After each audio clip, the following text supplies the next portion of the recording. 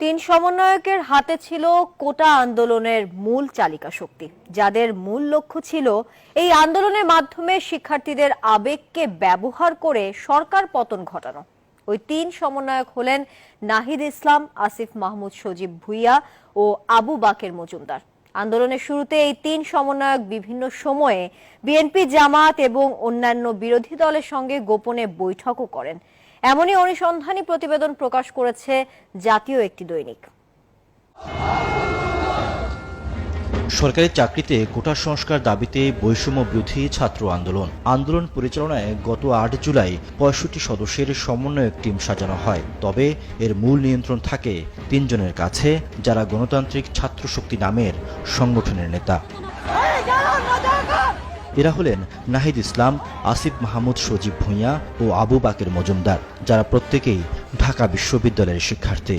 অনেকের মনে প্রশ্ন, হাইকোর্ট কোটা বহাল রেখে যে রায় দেয় তা আপিল বিভাগ বাতিল করার পরও কেন আন্দোলনকে এগিয়ে নিতে চেষ্টা করে বৈষম্য বিরোধী ছাত্র আন্দোলন? এ নিয়ে একটি অনুসন্ধানী প্রতিবেদন প্রকাশ করেছে জাতীয় একটি দৈনিক।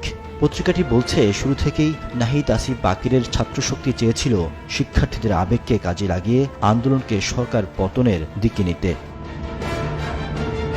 ডাকসুর সাবেক ভিপি নুরুল হক নূর, সাবেক সমাজসেবা সম্পাদক আক্তার হোসেনের পাশাপাশি আন্দোলনে রসদ জুগিয়েছে ইনসাফ কায়েম কমিটি এবং এবি পার্টির নেতারা। দৈনিকটির প্রতিবেদনে আরও উঠে আসে, ডাকসুর সাবেক ভিপি নুরুল হক নূরের ছাত্র অধিকার পরিষদ ও পরে গণ অধিকার পরিষদ নামক রাজনৈতিক দলের অনুসারী ছিলেন এই তিন সমন্বয়ক।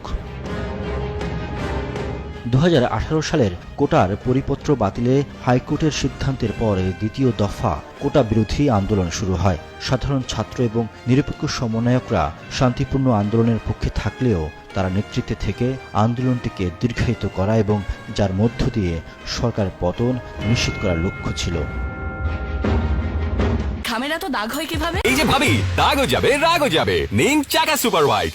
দৈনিক পত্রিকাটির তথ্য মতে, আন্দোলনের শুরুতে এই তিন সমন্বয়ক বিভিন্ন সময়ে বিএনপি, জামায়াত এবং অন্যান্য বিরোধী দলের সঙ্গে গোপনে বৈঠক করেন।